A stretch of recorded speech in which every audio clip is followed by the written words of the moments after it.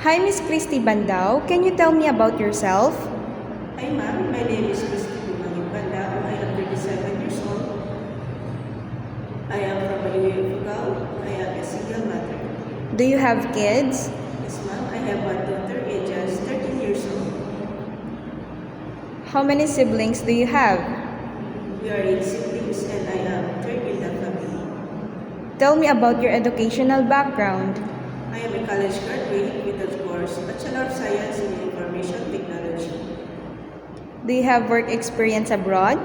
Yes ma'am, I work in Malaysia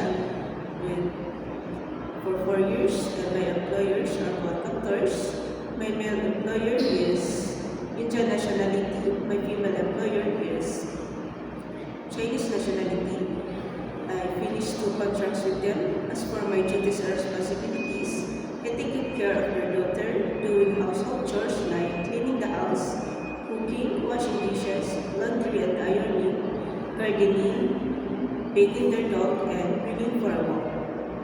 How would you describe yourself? I am trustworthy, hardworking, responsible, caring, and initiatives to do my work. Do you have any tattoo? No ma'am. Did you undergo to any kind of surgery? No ma'am. Why do you want to work abroad?